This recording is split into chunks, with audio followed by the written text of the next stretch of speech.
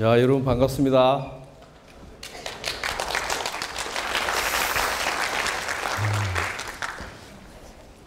사진은 저보다 좀 잘생겼는데 실물은 이렇게 볼품이 없습니다. 여러분들 대법관을 직접 보실 기회가 별로 많지가 않았겠지만은 대법관이라는 사람도 결국 똑같이 생겼습니다.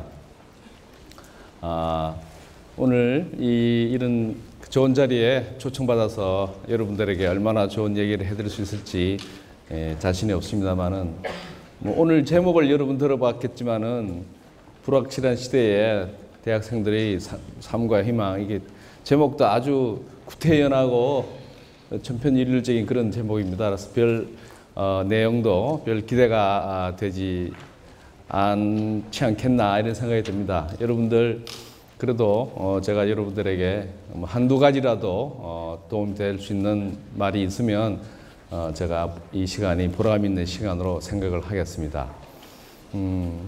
제가 구세대가 되다 보니까 이 전자기기도 잘 못해서 PPT 이런 것도 준비를 못했습니다. 이런 편하게 그냥 들으시고 한두 가지라도 혹시 도움이 된다면 저도 상당히 기쁘겠습니다.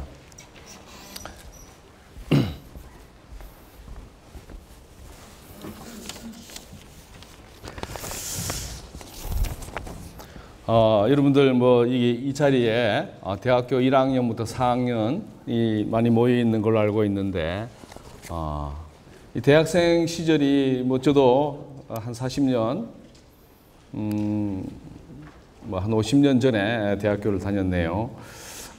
굉장히 꿈과 또 희망, 또 장래를 위한 설계 이런 것을 하는 시기이기도 하지만은 또 한편으로는 굉장히 불안하고 장래에 불확실한 장래에 대해서 걱정도 많고 또 여러 가지 공부도 해야 되는 힘이 들고 하는 그런 두 가지가 섞여서 아주 착잡한 시절인 걸로 알고 있습니다. 더구나 요즘 참 힘들죠. 우리 사회 여러 가지 여건이 힘들고 여러분들 굉장히 힘든 상황에 처해 있는 걸로 알고 있습니다. 그런 이 때에 대학교 앞으로 장래가 이제 상당히 중요한 영향을 미치는 이 시기를 여러분들이 정말 마음속으로 굉장히 여러 가지 고민과 번민과 착잡한 속에서 지내고 있을 거라 생각하고 있습니다. 특히 요즘 굉장히 시대가 급변하고 있죠. 그리고 그런 급변한 시대이기 때문에 여러분들의 불안도 굉장히 더 이제 클 것으로 이렇게 생각을 합니다.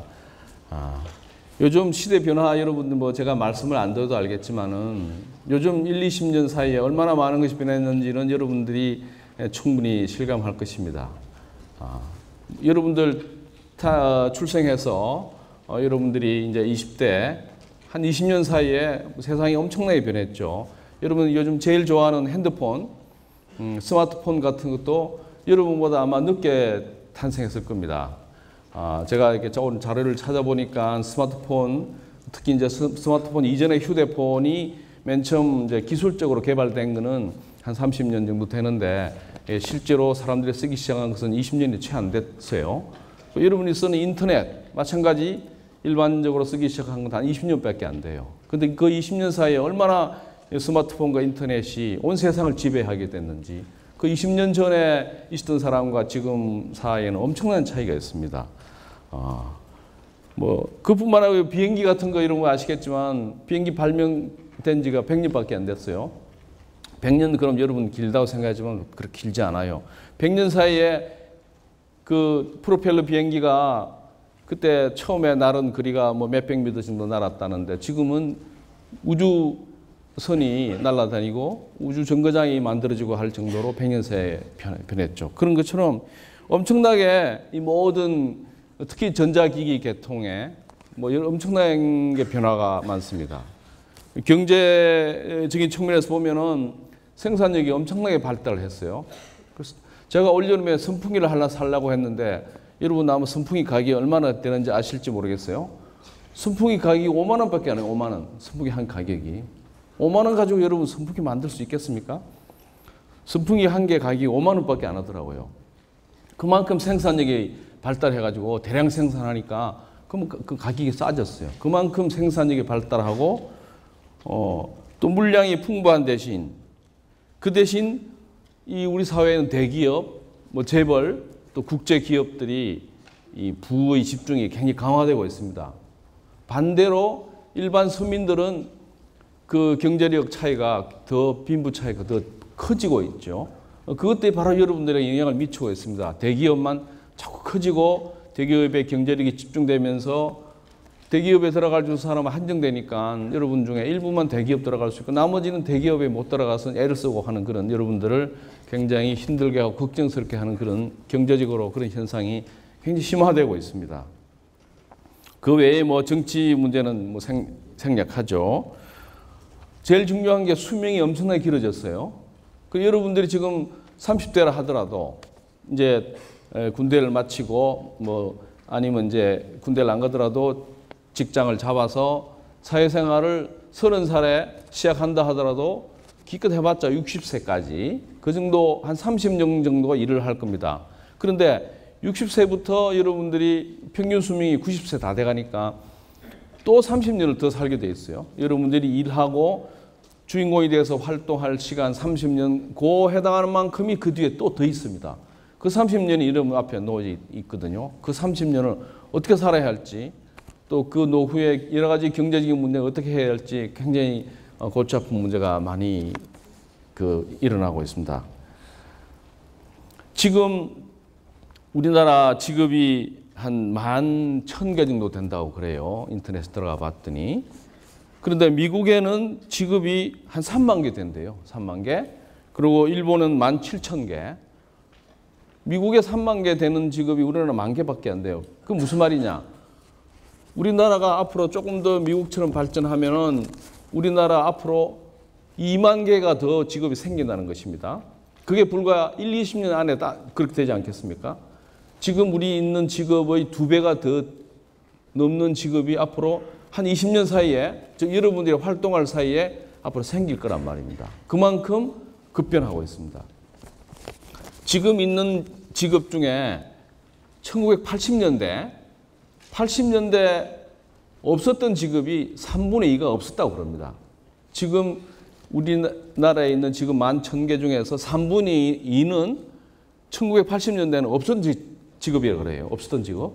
즉 30년 사이에 새로 생긴 직업이 3분의 2가 된다는 것입니다.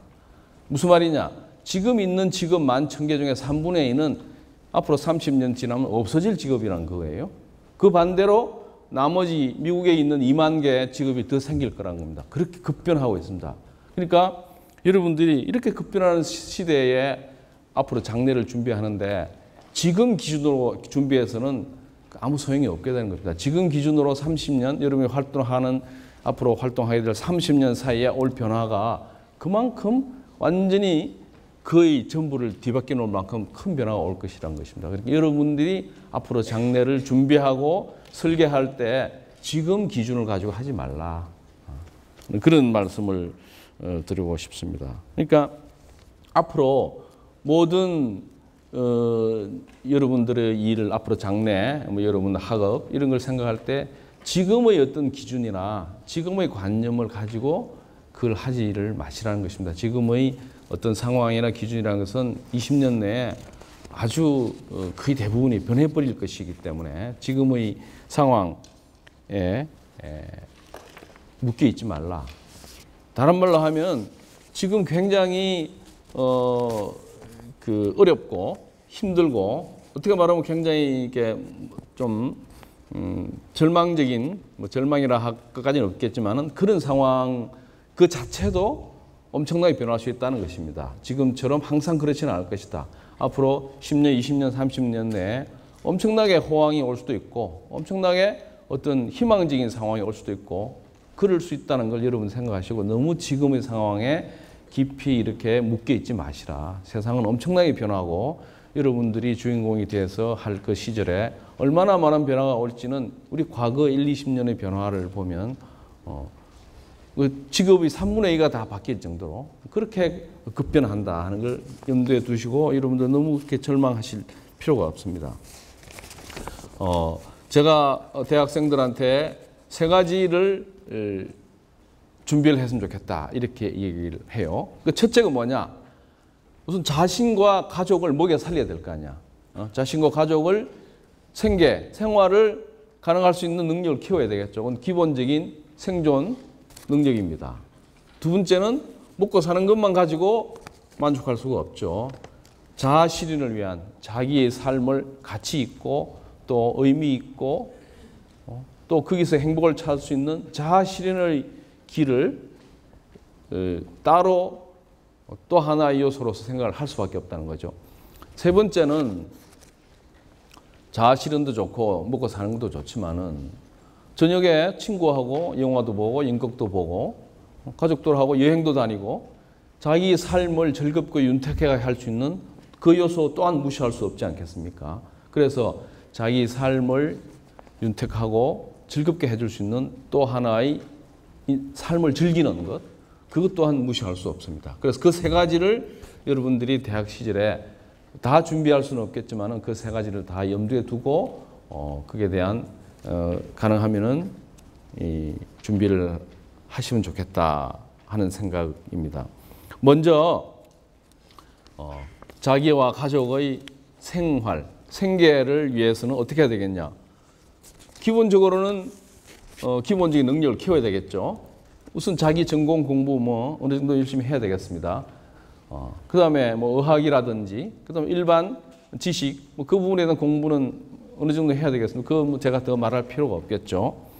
그런데 결국 여러분들이 직업, 그리고 취업을 하고 직업을 가져서 생계를 유지해야 되는데 그것이 조금 전에 이야기한 것처럼 지금 기준으로 생각할 수가 없다는 것입니다. 엄청나게 변화하기 때문에 지금 잘 나가는 직업, 지금 전망이 좋은 직업, 그것이 20년 후, 30년 후에도 유지된다는 보장이 없다는 거죠. 엄청나게 변한다.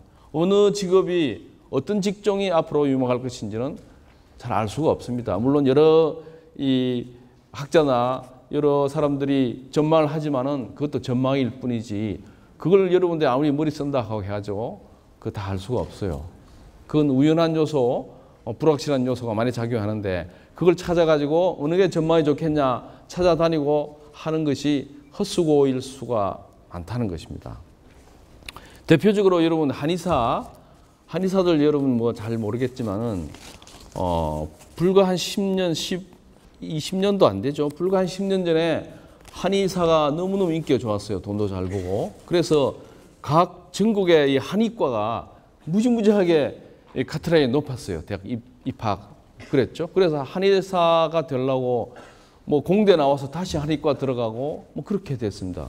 어떨 때는 의과대학보다 더 인기가 좋기도 했고. 그런데 지금 한의사는 굉장히 상황이 어렵게 됐어요. 건강이 다 좋아지고 한의사들은 보약, 치료약 이런 걸로는 크게 돈이 안 되니까 보약 이런 게 이제 큰 돈을 벌어주는 건데 그 의료보험도 안 되고. 그런데 요새 여러 가지 위생 환경이 좋아지고 건강에 대한 이런 관심과 이런 여러 가지 대책이 좋아지니까 사람 다 건강해요. 살 빼려고 난리치지 무슨 식사 잘하고 영양 보충하기 위한 보약을 먹지 않습니다.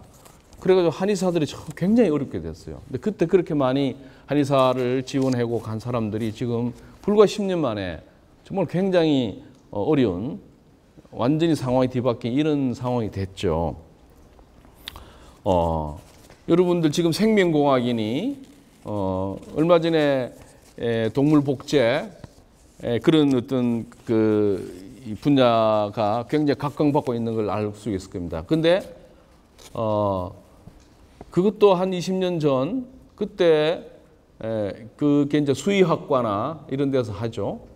그 학과가 굉장히 인기가 없었어요. 수의학과는 정말로 무슨 소, 돼지 병이나 고치고 강아지 키우고 요새 이제 애완동물이 많이 키우니까 그나마 좀 그렇지만 그 당시에는 그 수의학과는 정말로 인기 없는 과였어요. 근데 그 수의학과 나온 분들이 지금 동물 복제나 이 줄기세포 이런 걸 가지고 엄청나게 전망 좋은 그런 직업이 됐죠. 그런 것처럼 불과 1, 20년 사이에 아니면 20, 30년 사이에 엄청난 변화가 도저히 예측을 못하는 변화가 오고 있다는 것입니다. 그래서 여러분들이 지금 직업, 취업을 위한 어떤 직업을 고를 때 지금 기준으로 너무 좌지우지, 너무 근시안적으로 보지는 말라.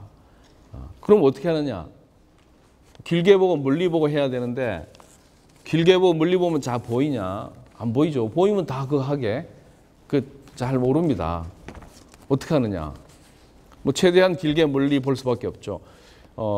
여러분들이 혹시 아시는지 모르겠지만은 이 뭐 높은 산, 뭐 에베레스트나 이런 높은 산 등산을 할 때 어떻게 하냐면 그 베이스 캠프에서 망원경으로 봅니다. 보고 등산을 하는 그 공격조, 정상 공격조는 이제 루트를 따라 가죠. 가는데 베이스 캠프에서 망원경을 보면서 방향을 일러줘요. 거기서 왼쪽으로 가라, 여기서 오른쪽으로 가라. 왜냐하면 큰 산에 이렇게 산에 딱 붙으면은 자기 볼 수 있는 그 공간의 크기가 제한되죠. 그러니까 여기 바위가 있는데 이 바위를 10m만 올라가면 바위가 끝날지 아니면 여기가 몇백 미터 계속 바위가 되어 있을지는 그 실제 거기 붙어 있는 등산로에 붙어 있는 본인 눈에는 안 보이는 겁니다. 그래서 멀리서 망원경으로 봐줍니다. 봐줘가지고 그쪽 방향은 뭐 바위가 10m만 올라가면 끊기니까 올라가라. 아니면 그쪽은 계속 바위 낭떠러지니까 가지 말고 방향을 어디로 가라. 이렇게 망원경으로 방향을 이렇게 무선 전화로 무전기로 알려줍니다. 뭐냐? 멀리 크게 볼 필요가 있다는 것입니다. 너무 가까이서 보면은 방향을 알 수가 없다는 거죠. 여러분들도 앞으로 그 진로 취업을 결정할 때 너무 근시안적으로 지금 현재 기준으로 너무 가까이 너무 작은 이해관계에 그렇게 매몰되지 마시고 길게 크게 보고 그렇게 하시는 겁니다. 근데 아까 말씀드렸다시피 길게 크게 봐도 안 보여요. 완전히 전문에 대한 사람들이 예측하는 것도 잘 알 수도 없고 한데 여러분들이 본다고 보이겠습니까? 그럼 어떻게 해야 되느냐? 복을 보기냐? 복을 보이죠. 어떻게 해야 되느냐? 저는 여러분들이 자기가 좋아하는 걸 하라고 권하고 싶어요. 좋아하는 거. 어차피 어느 게 나중에 이게 각광받는 직업이 될지 어느 게 전망이 좋은 직업이 될지는 알 수가 없는 것입니다. 세상 변화를 예측하면서 살 수 있는 사람이 많지가 않아요. 그럼 어떻게 해야 되느냐? 그거는 어차피 불확실한 것이다. 결국 자기가 좋아하는 거, 재미있어 하는 그걸 하는 게 제일 좋아요. 그걸 하면은 남들보다는 힘이 덜 들고 좀 더 재미있게 그리고 좀 더 잘할 수 있습니다. 자기가 좋아하는 것이기 때문에. 그러면은 그 분야에 자기가 남들보다는 앞서 나갈 수가 있어요. 그리고 요즘 현대 사회가 다양하게 발전하기 때문에 어느 분야나 다 그 분야에 일할 사람들이 필요하거든요. 그러니까 자기가 좋아하기 때문에 열심히 즐겁게 잘하면 그 분야에서 쓰일 수 있는 위치에는 반드시 가게 되어 있습니다. 그러니까 여러분들이 어디서 뭘 하든 간에 즐겁게 좋아하는 걸 하게 되면 쓰임새는 반드시 있다는 것입니다. 그래서 여러분들을 이 진로 혹은 직업을 구할 때 자기가 좋아하는 것을 하라.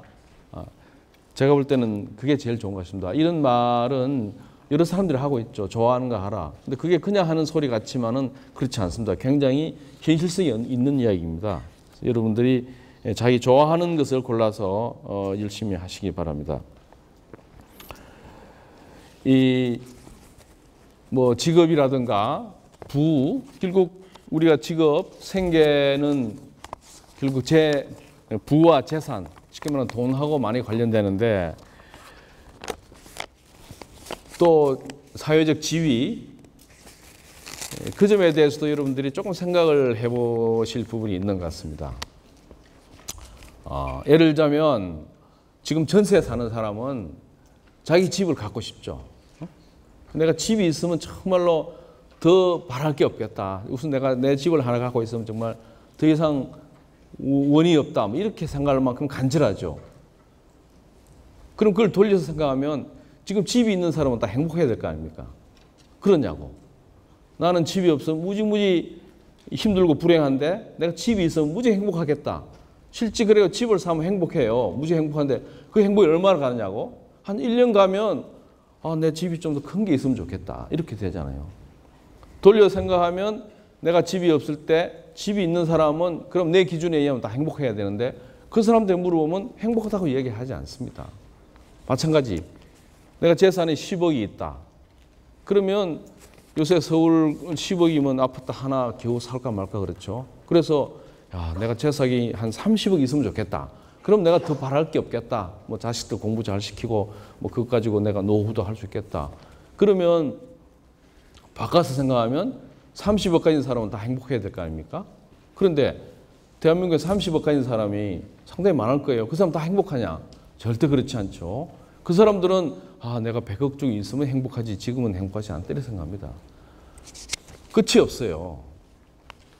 그 지위에 대한 얘기를 좀 해보겠습니다. 제가 이제 법관도 하고 대법관도 했으니까 제 경우를 얘기해 보면 저는 이제 서울법대를 나왔어요. 뭐 여러분들 대학 이야기해서 조금 미안한데 어쨌든 서울법대는 들어가기 어려운 대학이라 그러니까 남들 볼 때 서울법대에 들어간 사람 보면 무지무지 행복하고 부러워 보였겠죠. 그런데 서울법대 들어간 사람이 다 행복하냐? 그렇지 않죠. 서울법대 들어간 사람도 물어보면 야, 내가 사법시험 합격했으면 너무 행복하겠다. 사법시험 합격 못한 사람은 무지 불행한 사람이 되는 겁니다. 서울법대 들어간 사람들이. 사법시험 합격했어요. 그럼 더 이상 아무 원인이 없겠죠. 저도 시험이 늦게 합격했는데 저보다 빨리 합격한 친구들 보면 너무 부러웠어요. 나는 시험 합격 못해가지고 사법시험 합격할지 못할지 정말 불확실해서 굉장히 불안한데 사법시험 합격한 친구들 보니까 야, 쟤들은 세상에 걱정이 없겠다. 정말 행복하겠다. 그럼 사법시험 합격한 사람 다 행복해야 되겠죠. 근데 합격을 했어요. 합격을 했는데 웬걸 저희들 때는 이제 120명 합격이기 때문에 전부 다 판사, 검사, 인관을 희망대로 다 해줬는데 그 뒤에 300명, 1000명 뽑으면서 성적 좋은 사람만 인관이 되고 나머지는 인관이 안 됐죠. 사법시험 합격한 사람들 중에서 판사, 검사, 인관을 받고 싶어서 무지무지 열심히 공부했죠. 사법시험 공부하다가 이렇게 시험 치다가 죽은 사람도 있지 않습니까? 그만큼 아주 결사적으로 공부를 합니다. 사법시험 합격한 사람 다 행복한 줄 알지만은 그렇지 않다. 판사가 된 사람, 판검사가 된 사람과 뭐 안 된 사람에 또 다르단 말이에요. 또 판사가 됐어요. 판사가 됐는데 그럼 판사들은 다 행복해야 되겠지. 그 전 단계에 비해서 보면. 근데 판사들 중에서 쭉쭉 이렇게 이제 승진을 하다가 고등법원 부장판사 때 승진 때 절반 이상이 탈락이 됩니다. 탈락이 되고 한 40%, 30%, 40%만 고등부장으로 승진을 해요. 그 사람들이 나중에 이제 법원장도 하고 대법관도 할 수 있는데 고등부장 승진에 탈락된 사람들은 너무너무 비참한 생각 스스로. 남들이 그렇게 부럽다는 사법시험도 합격했고 판사도 됐고 했는데 고등부장 승진에서 탈락된 사람은 정말로 인생의 모든 비참한 걸 맛본 사람처럼 그렇게 아주 스스로를 비참해하고 사표 내고 나가고 그렇게 되죠. 그러면 그 사람들 눈에는 고등부장 승진한 사람이 너무 부러워 보이고 너무 행복해 보일 겁니다. 그래가지고 쭉쭉쭉 올라가서 법원장이 됐어요. 법원장 중에서 이제 대법관들이 됩니다. 저는 이제 법원장을 안 하고 대법관이 되긴 했지만 하여튼 예외적인 경우고 법원장 중에서 대법관이 되는데 법원장까지 된 사람들이 남들 볼 때는 정말 뭐 지위가 굉장히 사회적으로 올라갔죠. 근데 그분들이 대법관이 되는 사람과 대법관이 안 되는 사람의 또 그런 차이가 난단 말입니다. 대법관 안 된 사람은 정말로 좌절과 불만과 비참한 생각을 하고 뭐 그렇게 해도 법원을 떠납니다. 그렇게 모든 단계 남들은 부러워하고 그것이 되면 정말 행복할 것 같은 사람들이 금방 그 자리에 가면 또 딴 거. 대법관이 됐어요. 대법관 뭐 전국에 13명밖에 없는 대법관 정말로 지위, 뭐 성공 이런 거 보면 최고로 성공했죠. 행복해야 될 사람들이 대법관이 되면 어떻게 된 줄 아십니까? 대법관 중에서 법원 행정처장이나 중앙선거관리위원장을 대법관이 겸직을 합니다. 그것이 대법관 중에서는 굉장히 이제 그 인정받는 자리죠. 그리고 그런 분들이 다음에 대법원장이 될 가능성이 높아요. 그래서 대법관들은 중앙선거관리위원장이나 법원 행정처장이 되고 싶어가지고 또 거기서 또 눈에 안 보이는 경쟁과 눈에 안 보이는 성공과 실패를 또 생각을 하고 있단 말입니다. 대법관까지 된 사람들이. 그리고 이제 마지막 대법원장. 대법원장이 못된 대법관들은 또 뭐 좀 실망도 하고 그래요. 저는 아예 그냥 기대도 안 했지만은 하여튼 그것을 하고 싶어하는 사람들은 또 그것이 못돼서 또 불만과 또 실패라고 생각하고, 대법원장이 되면 어떻게 된 줄 아세요? 아무 불만이 없는 것 같죠. 남들은 뭐라 하냐면 그래요. 대법원장을 놓고, 대법원장이 지금 우리나라에 지금까지 하면 한 15분 정도 있을 거예요.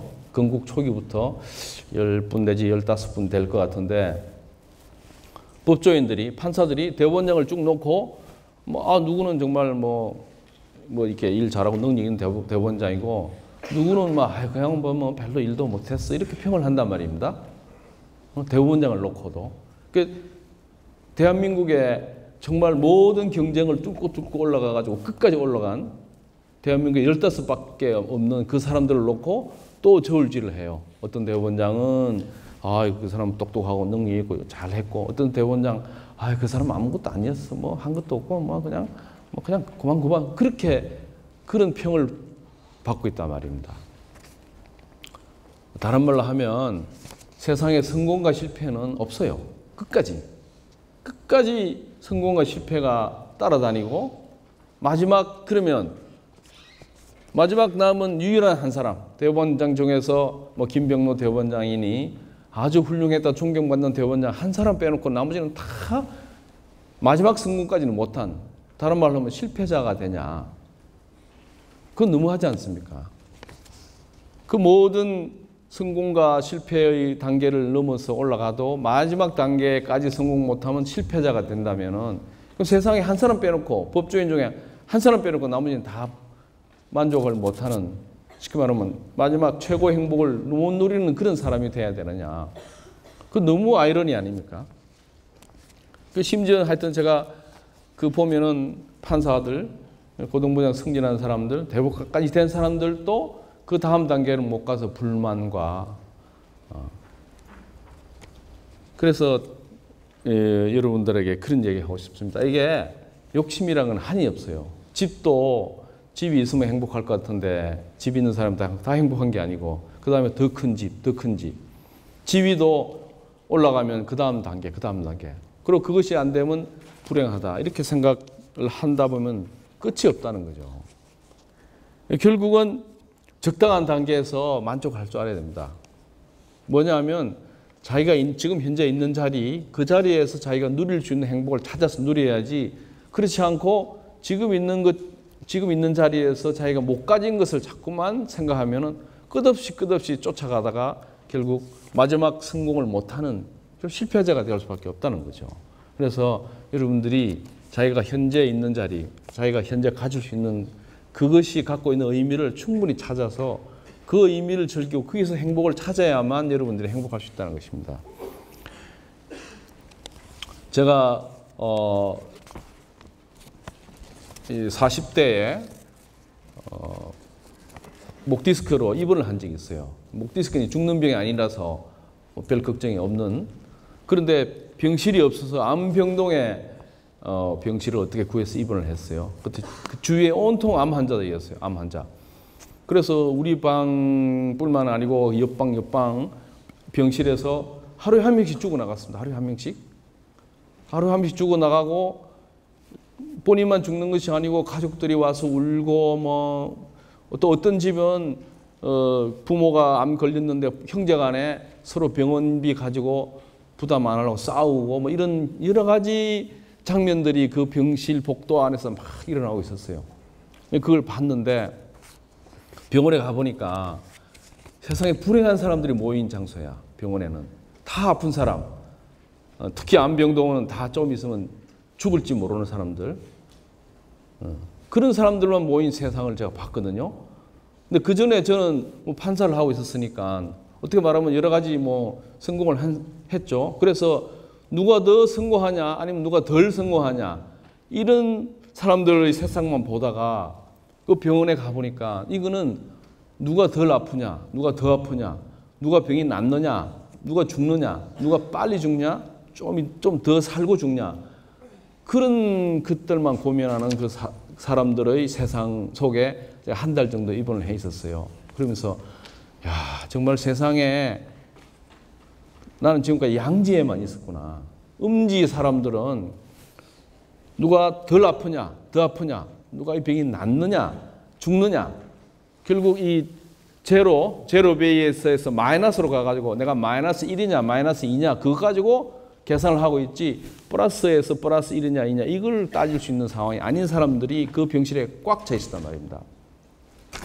그러면서 이런 생각이 들어서, 야, 만일에 신이 있다면, 신이 이렇게 화살을 쏘는데 그 화살이 조금만 빗나갔으면 내가 맞았을 그런 화살, 내가 암이 걸리고 내가 맞았을 그 화살들을 다 맞아가지고 지금 다 죽음을 앞두고 생과 사를 가지고 그렇게 고민하고 있는 사람들의 그 집단을 봤어요. 그래서 야, 세상에 행복과 불행은 다른 기준으로 볼 수도 있겠다.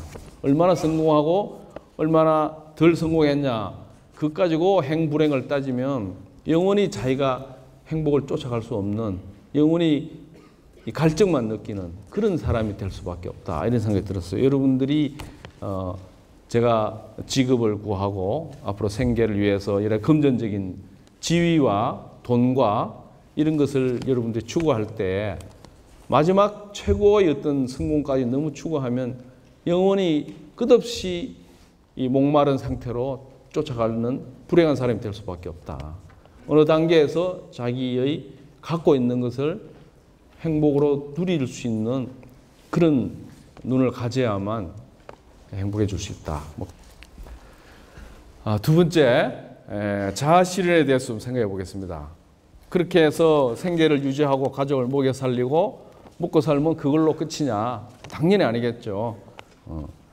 자기가 추구하는 가치, 자기 꿈, 자기 희망, 그런 것들을 실천하고 실현하고 성취할 때 사는 의미가 있을 겁니다. 그것을 놓친 채, 그것을 외면한 채 살 수는 없는 거 아니겠습니까? 그런데 여러분들이 직업과 자기 실현을 연결시킬 수도 있다는 것입니다.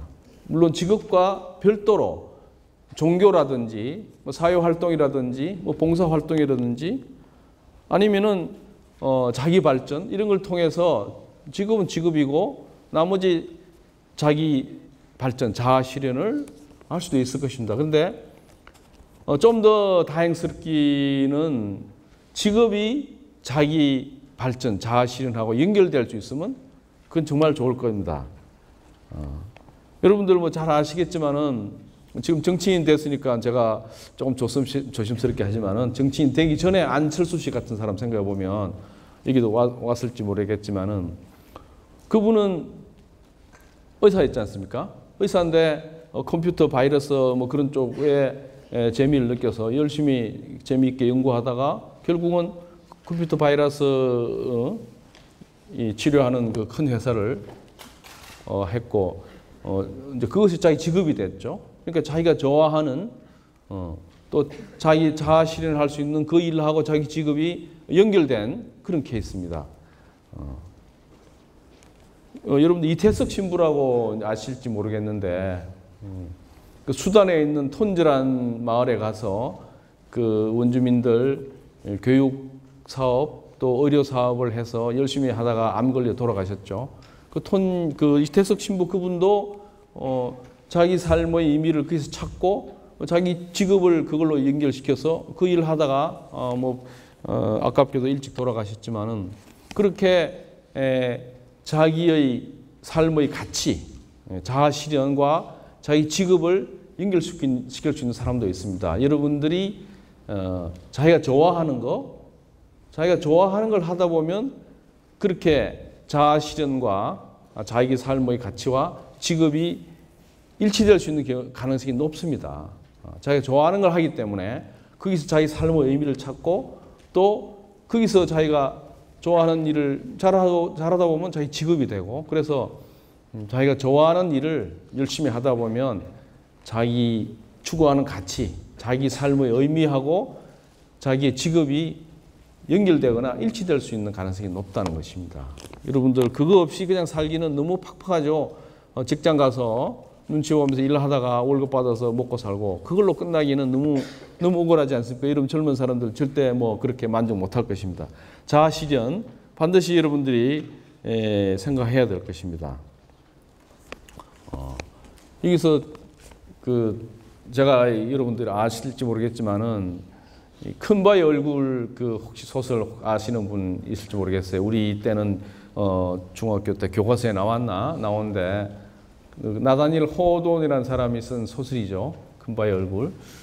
그 동네에 이렇게 이 바위가 이렇게 지산에 바위가 있는데 이게 석양이 이렇게 비치면은 굉장히 아주 거룩한 모습을 띤 그런 사람 얼굴 형상을 한다는 거죠. 그래서 그 마을의 전설이 언젠가 저 얼굴을 닮은 훌륭한 사람이 우리 마을에서 태어날 것이다, 나타날 것이다 이렇게 생각해서 오랫동안 기다렸죠. 그래서 뭐 아주 유명한 큰 재력가가 그 마을 출신이 나타났으니까 사람들이 이 사람이 그 큰 바의 얼굴이다 하고 기다려서 그 사람을 그렇게 환호하고 했지만은 결국 좀 지나다 보니까 그 사람은 그냥 재물만 탐하는 사람으로 그냥 밝혀지고 말고, 그 다음 뭐 유명한 군인이 나타나서 저 사람이 바로 그 큰 바의 얼굴이다 그렇게 해서 사람들이 기대했지만은 좀 지나니까 그 사람은 이렇게 군인으로서의 그런 힘과 강함만 있지 다른 사람을 따뜻하게 바라보는 그런 눈은 없었다.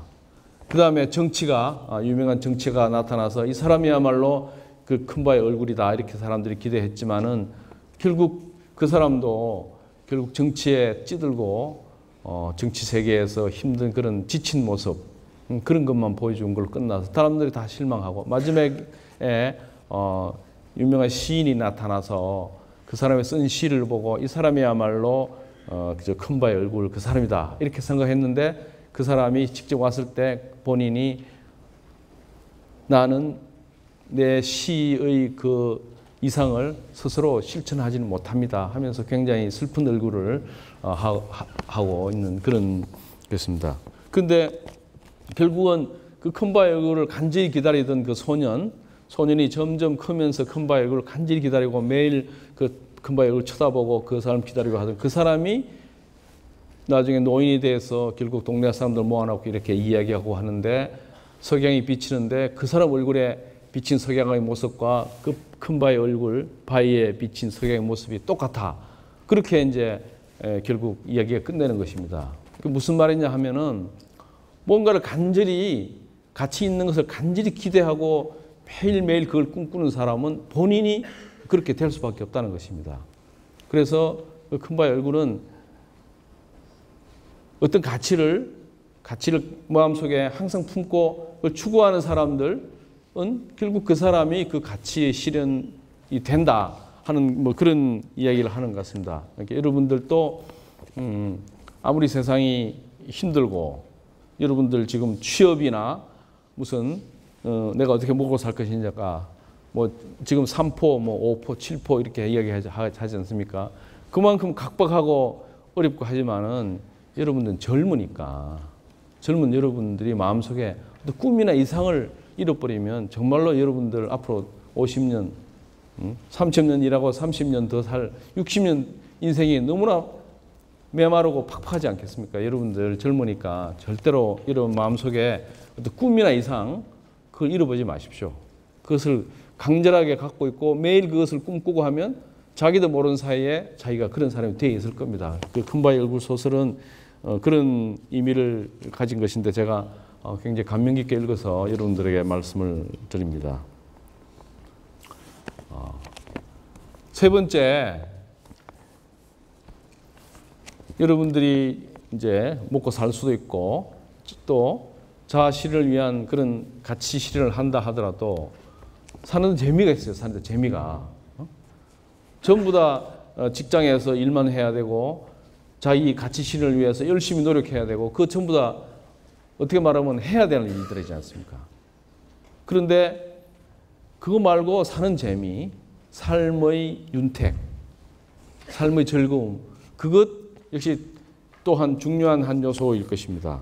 그래서 예를 들자면 자기가 좋아하는 취미생활이나 아니면 문화, 예술 이런 활동이나 그런 부분에 반드시 여러분들의 일부분을 꼭 할애를 하십시오. 젊었을 때는 그런 걸 잘 여러분들이 모를 겁니다. 그런데 나이가 들면 점점점 거기에 대한 갈증이 생깁니다. 저희들 동기들 모이는 데 가보면 이런저런 얘기하다가 색소폰을 배우고 있다 이런 사람이 많아요. 색소폰 소리가 근사하죠. 근사하고 비교적 소리를 내기가 쉬운 악기 모양인데 난 색소폰 배우고 있다 그래요. 한 5년 전, 뭐 빠르면 한 10년 전부터 그런 얘기를 하고 있어요. 그러니까 너도 나도 배운다. 10명 중 한 4명이 색소폰을 배우고 있더라고. 좀 더 어려운 거 배우는 사람은 클라리넷 배우고. 그래서 왜 그러냐. 나이가 한 50이 되면은 사는 게 공허한 걸 느끼는 겁니다. 자기가 직업도 가지고 가족도 먹여 살렸고 자기가 뭐 사는 가치도 추구하고 어느 정도 했지만은 그 나머지 자기의 삶을 따뜻하고 즐겁게 해줄 어떤 부분이 필요한 겁니다. 사는 게 공허하니까 그런 예술 활동에 대한 욕구를 느껴요. 그래서 악기를 많이 하고 합창단 여러분들 뭐 노인 합창단도 있지만은 이 각 곳곳에 보면 이 중장년 합창단이 많아요. 열심히 한다고. 괜히 열심히 해요. 여러분들 지금은 그거 별거 아닌 것 같아도 여러분들 그 나이 되면 반드시 분명히 여러분들 그런 욕구를 느낄 겁니다. 그래서 뭔가 자기 삶을 윤택하게 해주는 자기의 즐거움을 주는 뭐 운동도 좋고 여행도 좋고 예술 뭐 아니면 뭐 요즘 공부도 많이 하죠. 뭐 인문학 공부하는 사람들 많습니다. 나이 들어서 조금 시간 생기니까 가정주부들 인문학 공부하는 그런 공부하는 스쿨이 곳곳에 있죠. 그래서 그거 하는 사람들 많아요. 열심히 하고 재밌게 합니다. 왜냐? 살아보니까 삶이 공허한 겁니다. 그런 거 없이는. 근데 여러분들이 젊었을 때부터 하나 조금 시작해 놓으면 아니면 시작은 못해도 내가 언젠가 시간이 나면 그걸 할 것이다. 그런 빈 공간이도록 만들어 두면 여러분들이 그걸 금방 채울 수가 있습니다. 그럼 젊어서부터 그걸 채워온 사람과 나이 들어 갑자기 할 수 있는 건 색소폰밖에 없어요. 근데 그거 말고도 얼마나 좋은 거 많거든요. 그래서 여러분들이 그런 걸 좀 하십시오. 참고로 저는 노래를 잘 부릅니다. 제 목소리 좋죠? 노래를 잘 부르요. 테너. 하이 C도 나오는 테너입니다. 근데 노래를 잘 불러서 제가 40대 중반부터 갑자기 그냥 노래를 부르고 우리나라 가곡도 부르다가 갑자기 야 이대로 늙어 죽기는 좀 억울하다는 생각이 들어가지고 성악을 정식으로 배우기 시작했어요. 그래서 이제 뭐 정식이라 해봤자 아마추어가 취미생활 하는 거니까 뭐 그렇게 많은 시간과 또 많은 비용을 할애 못했지만은 지금 한 17, 18년째 성악을 배우고 있어요. 너무 좋아요. 너무 좋아. 여러분들이 뭐 음악 좋아하는 사람 있는지 모르지만은 이태리 가곡이니 독일 가곡 너무 좋은 노래도 많아요. 오페라 아리아는 말할 것도 없고 그런 걸 자기 입으로 부를 수 있으면 너무 좋다고. 제가 인하대학교에 있는데 인하대학교에 제가 가서 노래 부르는 모임을 만들었어요. 교수들, 학생들도 좀 들어오고. 그래서 이제 이런저런 노래를 갖고 와서 불렀는데 여러분 아마 이 노래 대충 알까요? 오미오 바비노 까로. 내가 불러볼게. 나 이렇게 멜로디 모를게. 아니. 오미오 바비노 까로 미키아노 돌로 벨로. 알죠 이 노래? 아니 박수 받으려고 한 건 아니고 이 노래 이제 여자 오페라 소프라노 노래 중에 제일 예쁜 노래라서 다들 좋아해요. 근데 그게 소프라노 노래인데 그 악보를 구해가지고 음을 조금 낮춰가지고 그 남자 교수라고 같이 불렀어요. 신나게 불렀다고? 그때 어떤 교수가 하는 말이 자기가 평생에 이 노래를 자기 입으로 부를 수 있을 거라고는 상상도 못했다. 너무 행복하다 그러는 거야. 내가 이 노래를 자기가 노래가 너무 예쁜 노래거든요. 예쁜 노래인데 듣기만 했지 자기가 이 노래를 부를 수 있다고는 생각을 안 했단 말입니다. 근데 물론 이제 소프라노 노래니까 키를 조금 낮춰서 남자들이 불렀는데 너무 신나게 불렀어요. 그리고 그 교수가 그러더라고. 야, 내가 이 노래를 평생에 죽기 전에 내 입으로 이 노래를 부를 수 있을 거라고는 상상을 못했다. 근데 너무 행복하다 그러는 거라. 여러분들 뭐든지 하세요. 뭐든지. 조금이라도. 아니면은 관심 있고 좋아하는 여러분들이 뭐 음악 좋아하는 사람도 있고 뭐 이게 있을 텐데 조금이라도 이렇게 명맥을 유지해가 있으면 나중에 끈이 되면 할 수가 있어요. 미리부터 해온 사람과 나중에 늦게서 하는 사람들은 다릅니다. 제가 지난번에 어떤 친구가 목공, 요새 목공들도 많이 해요. 목공을 이제 자기가 취미로 한다고 따라가 봤는데 갔더니 어떤 한 30대 중반 정도 된, 그러니까 아마 그 집에 애가 뭐 한 2~3살 될 것 같아. 그래서 뭘 만드냐 하면은 목마, 애들 타고 노는 이 끄떡끄떡하는 목마를 이제 만들고 있더라고. 만드는데 너무 열심히 하는 거야. 막 완전히 삼매경에 빠져가지고 그게 뭐 그 사람들이 그 사람은 아마 그 자기가 만들어서 그걸 자기 아들이 타고 놀 그걸 상상하면서 만드는데 너무너무 열심히, 너무 정성껏, 너무 재밌게 만드는 거라. 그 만드는 모습을 보고 있는데 보는 내가 행복하더라고. 그렇게 열심히 해요. 그렇게 막 정말로 하여튼 몰입돼서 하더라고요. 그래서 사람들은 그런 면이 있습니다. 여러분들한테 그런 면이 있어요. 자기가 정말 빠져서 할 수 있는 그게 얼마나 자기의 삶을 윤택하게 하는지 여러분들이 그런 거 하나씩을 꼭 좀 했으면 싶어요. 근데 저는 이제 음악을 좋아하는데 제가 서울 그 지방법원, 서울 고등법원에 이제 근무를 할 텐데 여러분 서울에 사시는 분은 그 교대역에 가면은 그 법원 건물 20층짜리가 있죠. 그 교대역 그 언덕 위에 있어요. 그 제 방이 19층에 있었는데 북쪽 방에 있었어요. 근데 북쪽을 보면 지금은 그게 이제 메리어트 호텔도 들어서고 뭐 아파트 고층 아파트였는데 제가 그때 근무할 때는 그 높은 건물이 없어가지고 그 20층에서 19층에서 내려다 보면 한강하고 이렇게 한강 그 고수부지 그 올림픽대로가 다 보입니다. 근데 야근을 이제 열심히 했는데 반전화치 정도 야근을 하고 집에 갈 때 그때 되면 이제 길에 차도 별로 없고 그 나트륨 등 그 가로등이 쫙 켜져가지고 굉장히 예쁩니다. 굉장히 예쁜데 불을 다 꺼요. 밤이니까 뭐 다른 사람 다 없고 불을 다 끄면은 밖에 도시의 이제 불빛 때문에 불을 꺼도 깜깜하지 않아요. 희미하게 보여요. 불 꺼놓고 내가 좋아하는 음악을 탁 틀어. 그래서 밤에 불 꺼놓고 야경 보면서 내가 좋아하는 곡이 있는데 그걸 탁 틀어놓고 듣고 있으면 너무 좋단 말이야. 혹시 관심이 있으면 한번 들어보세요. 무슨 곡이냐 하면은 슈베르트 아르페지오네 소나타라는 게 있어요. 슈베르트 아르페지오네 소나타라고 있는데 그 2악장입니다. 여러분들 혹시 한번 들어보세요. 그 슈베르트 아르페지오네 소나타는 뭐 많이 유명한 건데 연주를 한 사람이 많은데 저는 로스트로포비치가 연주한 걸 너무 좋아했어요. 근데 그 2악장을 그 밤에 불 탁 꺼놓고 야경 보면서 볼륨을 올려서 쫙 틀면 너무너무 좋아요. 첼로를 하는데 너무 좋아요. 그 한 5분, 어떨 때는 한 2번도 듣고 하는데 한 5분, 10분 이렇게 듣고 지금도 내가 그거 들을 때 그 장면이 생생하게 생각이 나요. 지금은 이제 그게 근무를 안 하니까 밤에 11시까지 야근을 했으니 마음이 뿌듯할 거 아니야. 그 뿌듯한 마음에 불을 딱 끄고 그 첼로를 크게 틀어놓고 음악을 쫙 틀면은 너무 좋아요.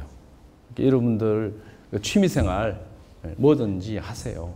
뭐든지 지금 대학교 때 자기가 본격적으로 시작을 못해도 뭔가 할 수 있는 걸 하나씩 이렇게 염두에 두고 나중에 기회 있으면 그럼 빨리 시작할 수 있어. 그러면 50대, 60대 가가지고 색소폰이나 불고 이렇게 할 수. 색소폰 불어도 어디가 불 데가 없어요. 어디서 불어? 아무 데서 못 불어요. 그래서 동창회만 하면 막 나팔 가지고 나와. 불고 싶어가지고. 하면 불어야 될 거 아니야. 불어야 되는데 이거 어디서 불어? 집에서 부르면 마누라한테 쫓겨나지. 동네에서 쫓겨나죠. 불 데가 없어요. 아무 데도. 그래서 배우고 불고 싶은데 불 데가 없으니까 우리 동창회 같은 거 하면 그 들고 나와. 한번 불라고 나 한번 불어보자 이래가지고 분다니까요.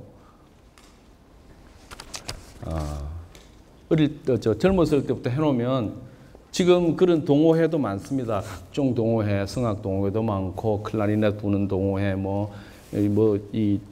그림,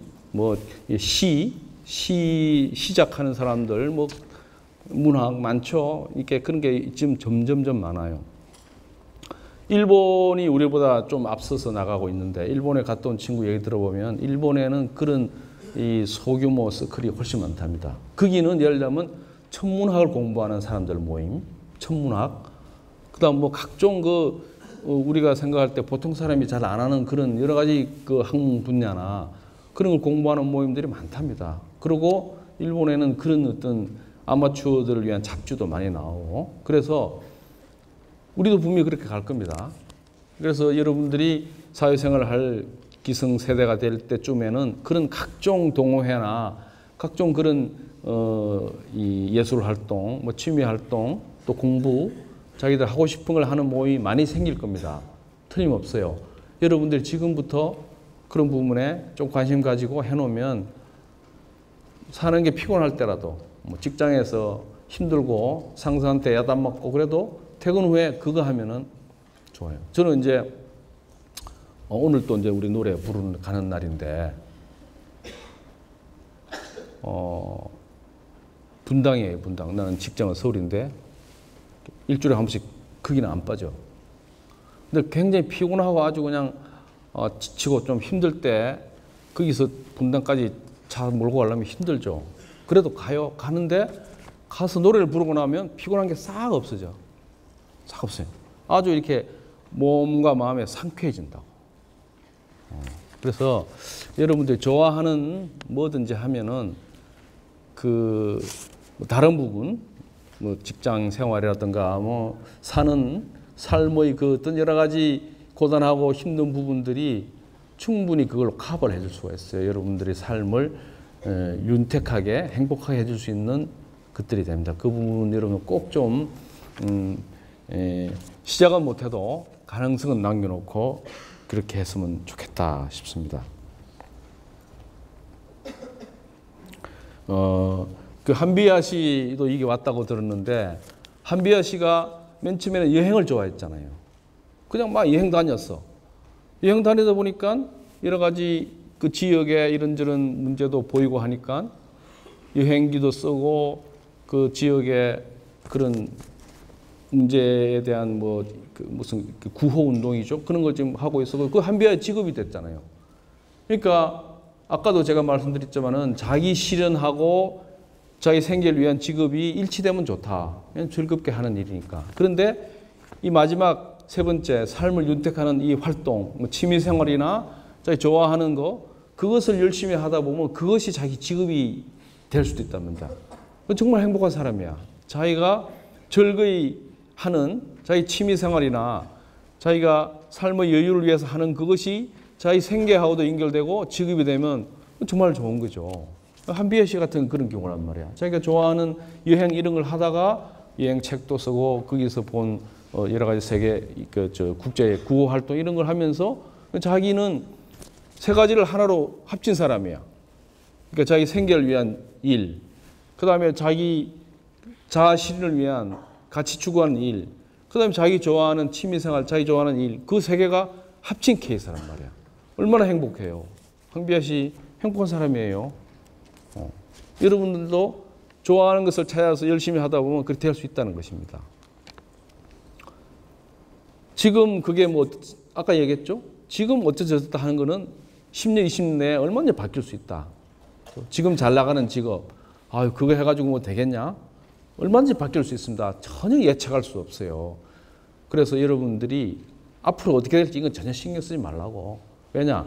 어느 분야든 자기가 잘하면 항상 쓰일 수 있어요. 세상에 여러분들 아무리 사정이 어렵다 해도 지금 다 일을 하고 있어요. 그죠? 꾸준히 일을 하냐 아니냐 그 차이지. 그리고 굶어 죽은 사람 빼놓고는 다 밥을 먹고 살고 있어. 그렇죠? 그러니까 세상에서 그냥 열심히 살기만 하면 일하고 먹을 수 있습니다. 우리나라에는. 그 일하는 일, 먹는 것이 얼마나 남들이 부러워하는 일인지 얼마나 잘 먹는지 하는 것은 모른다. 지금은 모른다는 겁니다. 세상이 엄청나게 변하기 때문에 알 수가 없어요. 그러니까 내가 지금 좋아하는 일, 내가 하려는 일이 별로 인기 없는 직업이고 별로 금전적으로 이득이 안 되는 일같이 보이지만 그것이 앞으로 10년 후, 20년 후에는 어떻게 될지 모른다는 것입니다. 그러니까 지금 기준으로 이렇게 판단하지 마시고 여러분들이 좋아하는 거, 여러분 잘하는 거 그걸 열심히 하세요.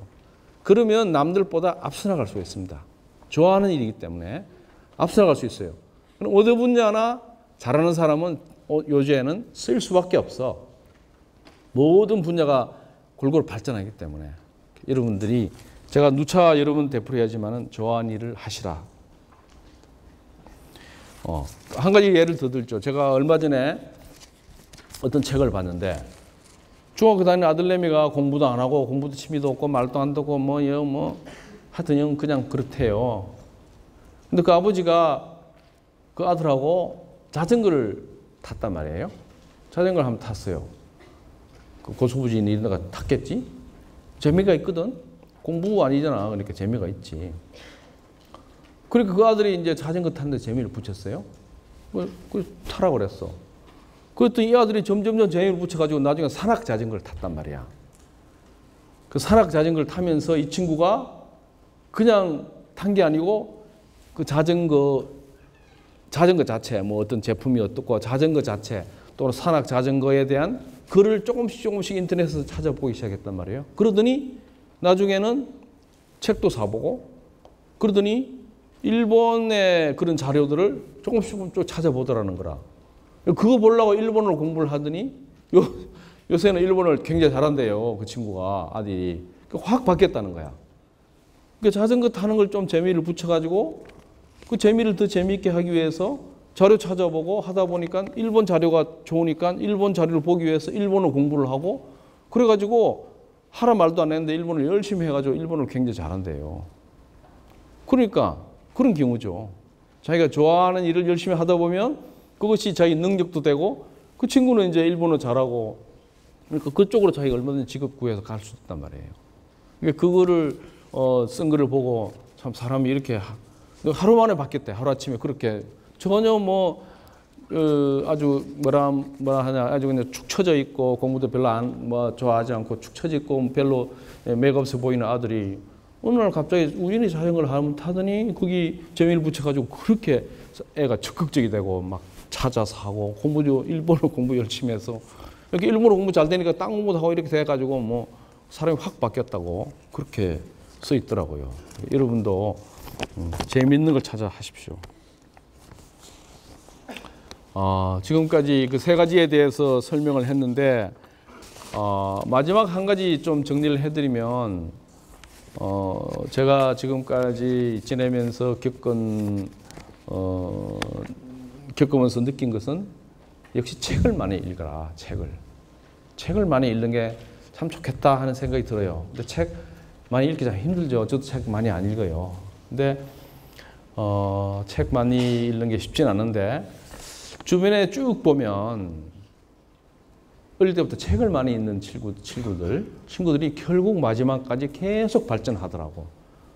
이렇게 대학 가고 직업 구하고 하는 그런 단계에서는 그렇게 두각을 나타내지 못하고 그냥 평범했던 사람이 책을 많이 읽는 버릇 습관적으로 책을 많이 읽는 친구들은 보니까 계속해서 성장하고 발전하더라고요. 그래서 결국 나중에 50대 이렇게 와서는 결국 뭔가 자기 몫을, 큰 몫을 하는 자리라 그럴까, 그런 역할을 다 하고 있더라고. 여러 번 봤어요, 주위에서. 그래서 여러분들 할 것 중에 책을 좀 많이 읽는 것은 여러분들이 꼭 염두에 두었으면 좋겠다. 쉬운 일은 아니죠. 자, 한 10분 남았는데 한 10분 동안 마지막 그 로스쿨에 대한 설명을 좀 하고 여러분 질문을 좀 받겠습니다. 법조인 지금 굉장히 이제 사양 산업이라고 그래요. 인기가 없고 옛날 호황, 옛날 좋은 직업, 의사, 변호사 다 이제 별로 뭐 별 볼 일 없는 직업이 됐어요. 실제 그래요. 그런데 과연 그러냐? 그렇지가 않습니다. 법이란 게 뭐냐? 법이란 게 사람들이 모여 살 때 뭔가 규칙이 필요하지 않겠습니까? 안 그러면 서로 싸우고 뭐 질서가 없으니까 어쨌든 뭐 순서나 질서나 뭐 규칙은 필요하니까 사람들이 모여 사는 동네에는 어느 분야를 막론하고 어느 조직을 막론하고 다 규정이 있게 돼 있죠. 법이란 게 어디나 다 있게 돼 있습니다. 그게 뭐 꼭 법이든 뭐 규칙이든 어떤 이름으로든 다른 말로 하면 규범이라는 게 있게 돼 마련이죠. 그건 뭐냐? 그런 기준이나 규칙이 없으면 서로 힘센 사람, 먼저 차지한 사람 이렇게 해가지고 난장판이 된단 말이야.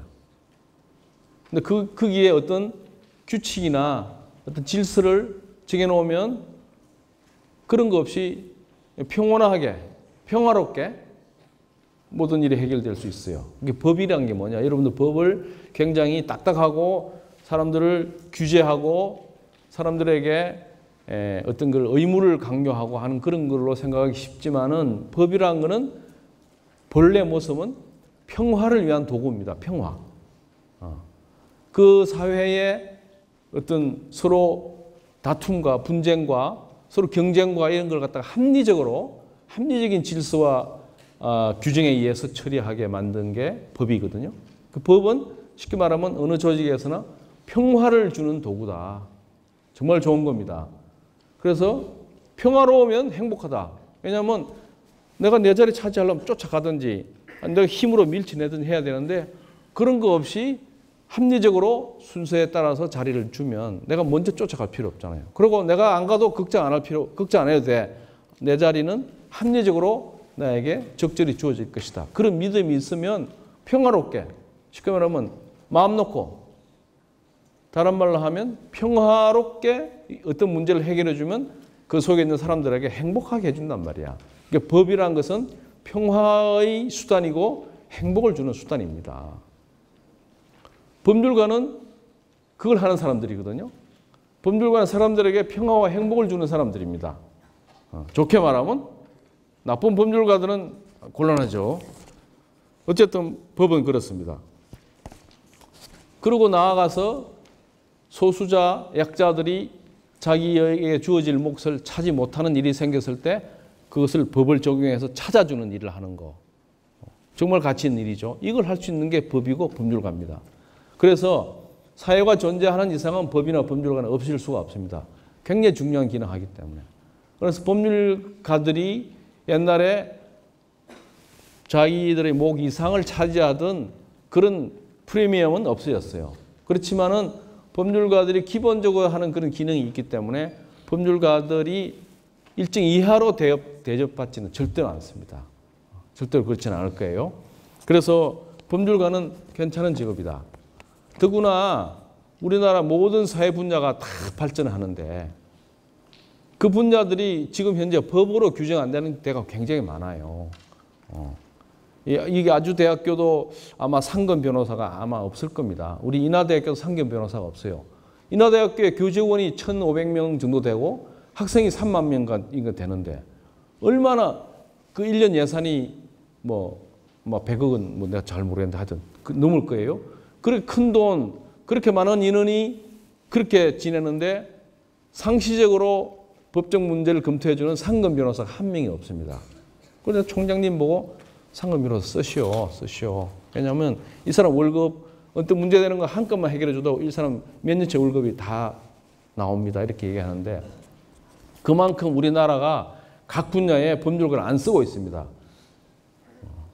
직원이 한 200명 되는 직장이면 당연히 법적 문제가 많이 생기죠. 그 거래가 얼마나 많겠습니까? 근데 그 회사에 상근하는 변호사를 안 써요, 아직도. 일 터지면 변호사한테 비싼 돈 주고 이렇게 해서. 근데 일 터진 뒤에는 별로 수습이 안 돼요. 근데 미리 법률가들이 그 문제를 법적으로 검토하면은 충분히 막을 수 있거든요. 그러면 거래 생겼을 때 거래가 뭐 웬만하면 뭐 10억, 이렇게 20억 뭐 이렇게 큰 거는 100억대 이렇게 거래가 이루어지는데 그 거래 한 건이 이렇게 뒤집어지면 10억이 손해본단 말이에요. 그러면 법률가 한 사람 채용해가지고 10년간 월급 준 것만큼 한 건으로 나온단 말이에요. 그래서 써라. 우리나라도 앞으로 10년 내에 쓰게 될 겁니다. 왜? 모든 분야가 다 법적으로 점점점 해결되는데 법률을 안 쓸 수가 없어요. 그리고 그 사람들 월급 주어서 쓰는 게 훨씬 경제적인 게 금방 드러나거든요. 그래서 법률가들 모든 분야의 법률가들이 필요합니다. 그런데 지금 여러 분야의 법률가가 없어요. 그냥 법원에 검찰에 소송하는 변호사 몇 사람 이런 거 말고는 없어요.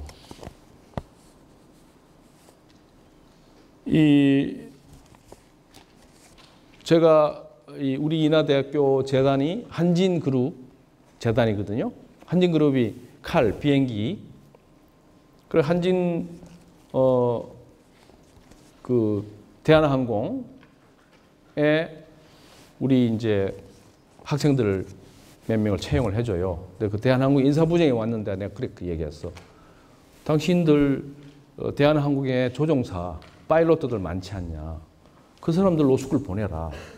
파일럿들이 왜 또 로스쿨 오겠습니까? 파일럿도 월급도 많고 좋은데 안 오죠. 보내라. 보내면 어떻게 되느냐. 그 사람이 와서 법을 공부하면 비행기 조종을 알고 법을 아는 사람이 세상에 몇 명 되겠냐고. 비행기 조정, 뭐 공항 운영, 비행기 항공 노선 그런 거를 알면서 법을 아는 사람이 세상에 몇 명 안 될 겁니다. 근데 비행기 사고 났다. 그러면 그 배상액이 얼마입니까? 아마 뭐 몇천억 정도 될지 몰라요. 그런 사고 났을 때 비행기 조종을 아는 변호사가 그 사건을 담당하는 거하고 그건 천지차죠. 그럼 게임이 안 됩니다. 그죠?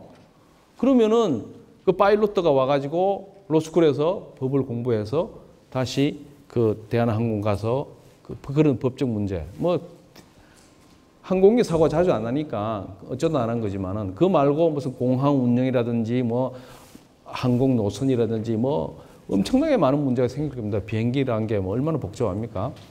그런 여러 가지 문제, 법적 문제를 그 사람이 다 관리하면은 그 사람은 비행기 조종해봤자 60세 되면 정년퇴직할 텐데 만일 그 양반이 와서 법을 배워서 법을 아는 파일럿가 돼가지고 그쪽 변호사를 하면 그 사람은 아마 70, 80까지 완전히 독보적인 존재로서 일을 할 수 있을 것이다. 그러니까 파일럿들 보내라 이렇게 얘기했는데 아직까지 안 보냈어요. 하여튼 그런 식으로 여러분들이 생각을 조금 달리하면 자기 전공 분야에서 그 전공 분야에 해당하는 법 공부를 해서 그 분야에 가서 그 분야에서 생기는 법적 문제를 만일에 처리한다면은 지금은 어디나 경쟁자가 없는 그런 데가 너무 많습니다. 그래서 여러분들이 조금 로스쿨에 관심을 가지면 자기 전공 학부에서는 전공 공부를 열심히 하고 그 다음에 로스쿨 와가지고 법 공부해서 그 분야에 가서 그 활동을 하면은 그 분야를 모르는 일반 변호사들하고는 경쟁이 안 돼요. 그래서 제가 이런 얘기 했는데 보험회사 만약에 보험으로 둘러싼 법률 문제가 많이 생깁니다. 그러면은 로스쿨 생보고 내가 그래서 너 보험회사 취직해라. 취직해가지고 보험 외판을 해라. 보험 외판은. 보험 외판은 3년 해라. 그러면 그 보험의 밑바닥을 샅샅이 알게 됩니다. 그 다음에 보험 내건 내근직을 해라. 일반 내근 사무, 법무실에 근무하지 말고 일반 내근 사무직을 해서 또 한 3년 근무하면은 또 보험회사 내부 사정을 환히 알게 된다. 그 다음에 법무실 가서 보험에 관한 법 문제를 하라. 그러면 당신만큼 보험을 샅샅이 알고 법을 아는 사람이 없을 것이다. 그래가지고 몇 년 근무하다가 독립해라. 독립해가지고 우리는 보험 전문 로펌이다 하면은 그게 하고 딴 데 하고 보험 문제에서는 게임이 안 된다. 보험 외판을 3년 하면서 바닥을 알죠. 또 하나 뭐가 문제냐. 그렇게 해서 보험 외판을 하고 또 보험 일반 내근 사무직 하면서 사람들을 무지만에 알게 되잖아요. 변호사니까 특히 또 좀 관심 가지겠죠. 그러면 그게 다 자기 고객이 된단 말이야. 그렇게 해서 해봐라. 그러면은 한 10년 그래 투자하면 외판은 3년, 내근 사무직 3년, 그다음 법무실에 한 3년, 그럼 9년, 한 10년 투자하면은 보험 관련된 법률 문제에 완전 전문가가 된다. 이건 뭐 경쟁이 안 된다. 그렇게 해서 한 10년 정도를 바닥을 기어라. 그렇게 하면은 네 앞으로 장래는 완전히 보장된다. 그런 얘기를 했는데 여러분들 한번 생각해 보세요. 여러분들 하고 있는 전공 분야 중에서 법적으로 이렇게 연결시켜서 만일에 그런 게 할 그 분야가 뭐 지금 뭐 무지 많은데 그런 분야에 여러분들이 생각했으면 로스쿨 와서 법을 공부하는 것은 괜찮은 방법이에요. 자, 시간이 다 됐으니까 마무리를 하겠습니다. 뭐 제가 별 도움될 이야기 했는지 모르겠는데 여러분들 너무 걱정하지 마시라는 겁니다. 왜? 지금 상황이 언제나 이렇지 않다는 것입니다. 이 상황은 10년, 20년 내에 얼마든지 변한다. 그리고 지금 잘 나가는 직업, 지금 좋은 자리, 좋은 취업, 이것도 얼마든지 변한다. 그러니까 지금 상황에 여러분들이 너무 연연하거나 지금 이 안 좋은 상황에 너무 기죽지 말고 이게 10년 후에 또 완전히 호황이 되어서 그 모르는 겁니다. 너무 지금만 보지 말고 너무 기죽지 말고 여러분 자신 있게 자신감 가지고 자기가 좋아하는 일을 좋아하는 공부를 열심히 해라.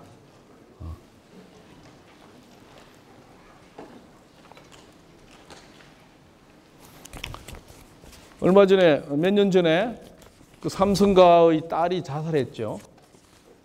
여러분 아실지 모르겠는데 삼성가 딸이 자살했어요. 뭐 어떤 뭐 다른 문제 때문에 자살했다는데 지금 생각하면 삼성가 딸이면 정말 세상에 부러울 게 없는 그런 사람인데 그런 사람도 자살합니다. 여러분 아시다시피 노무현 대통령이 자살했죠. 그리고 대법원장 하신 분 한 분 자살했어요. 대법원장 마치고 자살했습니다. 사람 사는 거 여러분들이 정말 달라요. 돈도 지위도 별거 아닙니다.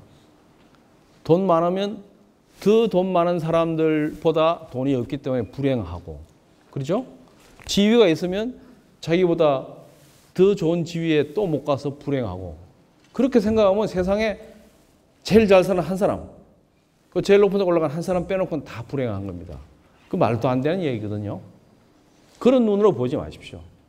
보지 말고 자기가 지금 현재 갖고 있는 거 자기가 누릴 수 있는 것을 어떻게 자기가 행복하게 잘 갖고 내느냐 그에 따라서 여러분들의 행복이 달린 것입니다. 여러분들 할 수 있는 거 여러분 잘하는 거 그걸 열심히 하고 그 속에서 여러분들이 행복을 찾으십시오. 너무 큰 욕심 내지 말고 또 너무 겁내지 말고 여러분들 앞으로 얼마나 많은 시간이 있습니까? 여러분들은 마음속에 꿈을 갖고 있어야 돼요. 꿈. 미리 겁먹고 꿈과 희망을 포기하지 말고 꿈과 희망을 갖고 그걸 키워나가면 얼마든지 상황은 변하고 앞으로 어떤 것이 우리한테 좋을지 나쁠지 알 수가 없습니다. 여러분들이 그 꿈과 희망을 가지고 지금 대학 생활을 열심히 하면 여러분들에게 좋은 길이 열릴 거라고 생각합니다. 제 말씀은 여기서 마치겠습니다.